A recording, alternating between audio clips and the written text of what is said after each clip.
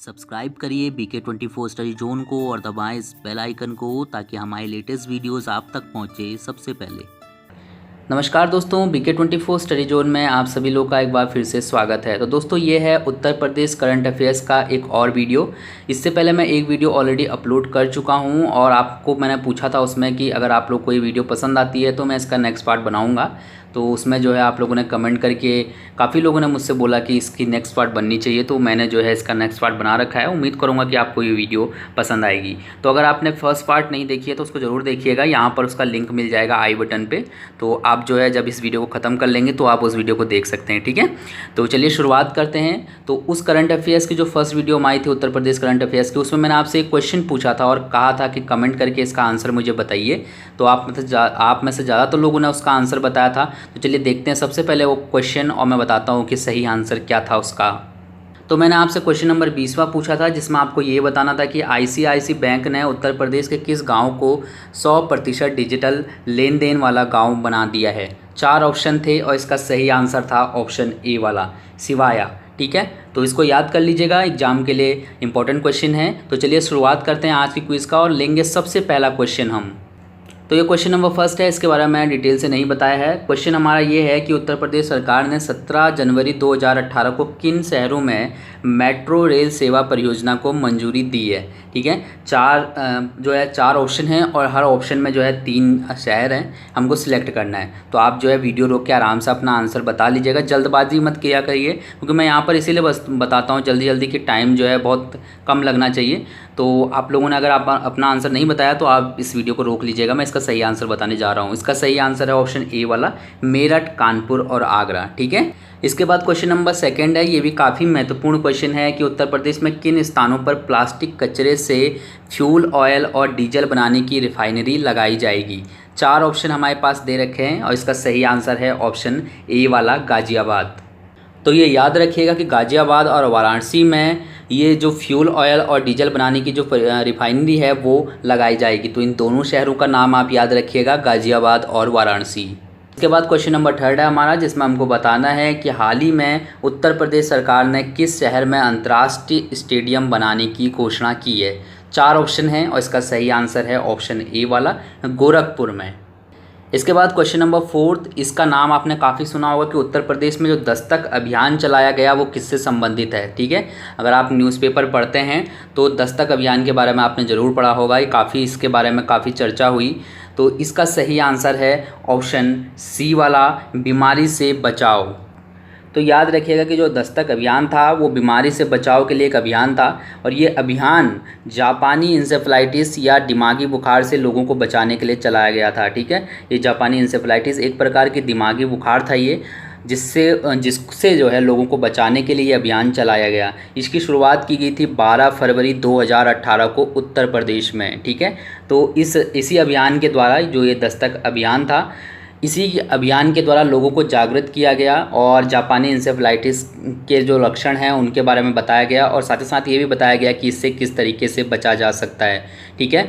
तो ये क्वेश्चन काफ़ी महत्वपूर्ण है ये वाला भी, तो इसको याद रखिएगा कि ये जो दस्तक अभियान है ये किससे संबंधित है।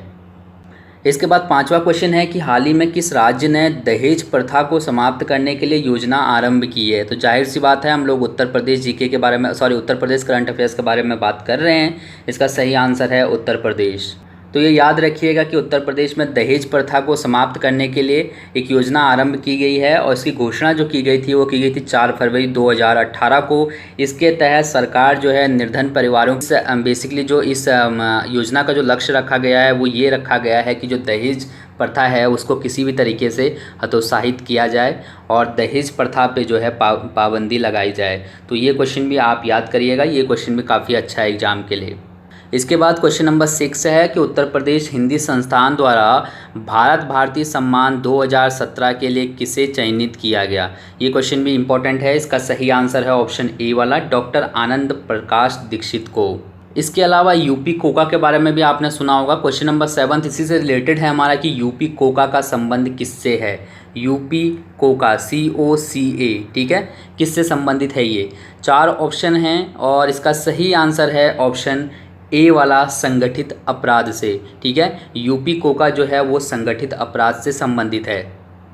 तो इसके बारे में जान लीजिए कि जो यूपी कोका का जो संबंध था वो संगठित अपराध से था। इस विधेयक को पारित किया गया था, जो इस यूपी कोका का जो विधेयक है इसको पारित किया गया था 27 मार्च 2018 को।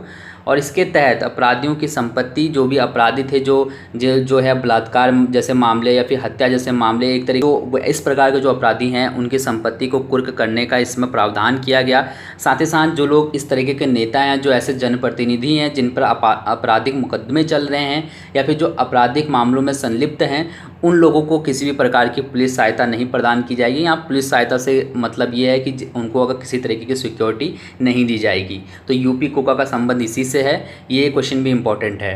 क्वेश्चन 8वां है हमारा कि जगत गुरु रामभद्राचार्य विकलांग विश्वविद्यालय किस जिले में स्थित है। 4 ऑप्शन हमारे पास और इसका सही आंसर है ऑप्शन बी वाला, चित्रकूट में। तो नज़र डालते हैं इसी से रिलेटेड कुछ प्रश्नों के बारे में। तो ये वाला तो पॉइंट हमको याद रखना ही है कि चित्रकूट उत्तर प्रदेश में स्थित है। जगत गुरु रामभद्राचार्य विकलांग विश्वविद्यालय ये एक निजी विश्वविद्यालय है, इसको भी याद रखिएगा। साथ ही साथ ये 3rd वाला पॉइंट भी काफ़ी महत्वपूर्ण है कि ये विश्वविद्यालय देश का एकमात्र निजी विश्वविद्यालय है जो विकलांग छात्र छात्राओं को समर्पित है। इसकी स्थापना 2001 में हुई थी। अब ये करंट अफेयर से क्वेश्चन कैसे बना, एक्चुअली में 8 फरवरी 2018 को यहाँ पर जो दीक्षांत समारोह हुआ था, इसमें जो है राष्ट्रपति रामनाथ कोविंद ने संबोधित किया था इस समारोह को। तो आप जो है इसको याद रखिएगा, ये क्वेश्चन भी काफ़ी इम्पोर्टेंट है। क्वेश्चन नंबर 9 है हमारा कि किस रेलवे स्टेशन का नाम बदलकर दीनदयाल उपाध्याय रेलवे स्टेशन रखा गया है। 4 ऑप्शन हैं, इसका सही आंसर है ऑप्शन बी वाला, मुगलसराय रेलवे स्टेशन। ठीक है, अगर आप लोग को टाइम लग रहा है तो आप वीडियो रोक लीजिएगा, आराम से अपना आंसर अगर आपने याद कर रखा है तो अपना कॉन्फिडेंस लूज मत करिए, आराम से वीडियो रोकिए, अपना आंसर सही बताइए, उसके बाद वीडियो को बढ़ा लीजिए आगे। ठीक है, कोई प्रॉब्लम नहीं है इसमें, क्योंकि आपके पास एग्जाम में पर्याप्त टाइम है, तो आपको घबराने की कोई भी ज़रूरत नहीं है। तो ये वाला पॉइंट तो याद रखना ही रखना है। ये वाला पॉइंट भी याद रखिएगा कि इसका नामकरण 7 अगस्त 2017 को हुआ था। ठीक है, तो ये क्वेश्चन भी इम्पॉर्टेंट है, अगस्त से है, मैंने ये ले लिया है, तो आप जो है इसको याद कर सकते हैं। इसके बाद क्वेश्चन नंबर 10वां कि किस राज्य के द्वारा गंगा हरियाली योजना प्रारंभ की गई। ठीक है, गंगा हरियाली योजना। तो वैसे तो यहाँ पर हम लोग current affairs, Uttar Pradesh current affairs की बात कर रहे हैं, तो आप लोग आसानी से आंसर बता देंगे उत्तर प्रदेश, लेकिन अगर एग्जाम में इस तरीके का आएगा तो हो सकता है कि आप कंफ्यूज हो जाओ, क्योंकि वहाँ पर स्पेशल तो ऐसा दिया नहीं रहेगा कि उत्तर प्रदेश करंट अफेयर्स का क्वेश्चन है। ठीक है, तो आप इस तरीके के टॉपिक को इग्नोर मत किया करिए, एक बार रिविज़न, अगर आपने यहाँ पर सही आंसर बता भी दिया है तो एक बार इसको रिविज़न ज़रूर करिएगा। तो इससे रिलेटेड कुछ पॉइंट आपको याद होने चाहिए, ये वाला पॉइंट तो याद होना ही चाहिए। ये वाला पॉइंट भी याद रखिएगा कि ये गंगा तट पर स्थित 27 जिलों में है। ये यहाँ पर राज्य लिखा हुआ है, ये ज़िले हैं। ठीक है, ये 27 जिलों से संबंधित है, 27 जिलों में, उत्तर प्रदेश के 27 जिलों में इसको शुरू किया गया है। तो आप ये वाला पॉइंट भी याद रखिएगा। इसके तहत गंगा के तट पर 1 किलोमीटर के क्षेत्र में वृक्षारोपण किया जाएगा, ताकि गंगा के जल ग्रहण, ये जल यहाँ पर जो है मिसप्रिंट हुआ है, जल ग्रहण क्षेत्र और भूमि क्षरण को नियंत्रित किया जाए। ठीक है, जल ग्रहण और भूमि क्षरण को नियंत्रित करने के लिए ये गंगा हरियाली योजना का प्रारंभ किया गया है।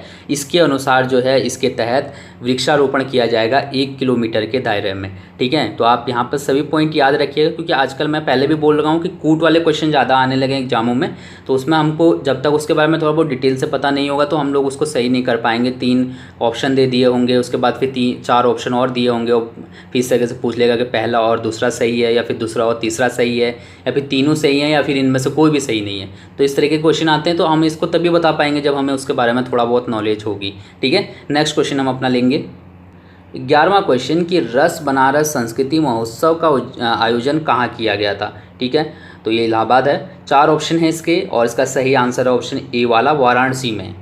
तो ये याद रखिएगा कि जो रस बनारस संस्कृति महोत्सव था, इसका आयोजन वाराणसी में किया गया था। ये आयोजन हुआ था 22 फरवरी 2018 को, और इसका आयोजन किया गया था केंद्रीय संस्कृति मंत्रालय की तरफ से। इसका उद्देश्य क्या था? उसका उद्देश्य था लोगों को स्वच्छता के प्रति जागरूक बनाना। ठीक है, तो ये कुछ पॉइंट हैं, तो आप इन पॉइंट को याद कर लें। 12वां क्वेश्चन हमारा कि वन्य जीव डीएनए बैंक की स्थापना कहाँ की जा रही है। ठीक है, उत्तर प्रदेश में कहाँ पर की जा रही है। 4 ऑप्शन है, और इसका सही आंसर है ऑप्शन डी वाला, बरेली में। याद रखिएगा कि वन्यजीव डीएनए बैंक की जो स्थापना हो रही है वो बरेली उत्तर प्रदेश में हो रही है और ये उत्तर भारत का पहला वन्यजीव डीएनए बैंक है। तो ये वाला क्वेश्चन भी याद रखना है, काफ़ी इंपॉर्टेंट क्वेश्चन है। देन इसके बाद 13वां है हमारा कि किस मोबाइल कंपनी ने नोएडा में विश्व की सबसे बड़ी मोबाइल विनिर्माण की इकाई की स्थापना की है। ठीक है, सबसे बड़ी मोबाइल विनिर्माण इकाई की स्थापना की है, हमको बताना है। 4 ऑप्शन है, इसका सही आंसर ऑप्शन डी वाला सैमसंग ने। ये वाला पॉइंट याद रखिएगा कि सैमसंग ने नोएडा में विश्व की सबसे बड़ी मोबाइल विनिर्माण इकाई की स्थापना की है और इसकी स्थापना की गई है 10 जुलाई 2018 को।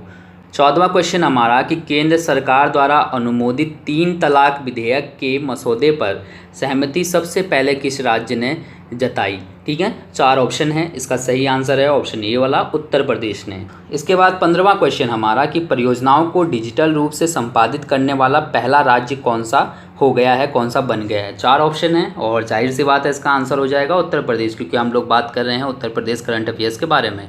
तो इसी से रिलेटेड कुछ पॉइंट को याद रखिएगा। ये वाला पॉइंट तो याद रखना ही है कि उत्तर प्रदेश देश का पहला राज्य है जहां व्यापार और निवेश परियोजनाओं को बिना किसी मानव इंटरफेस के डिजिटल रूप से संपादित किया जाता है।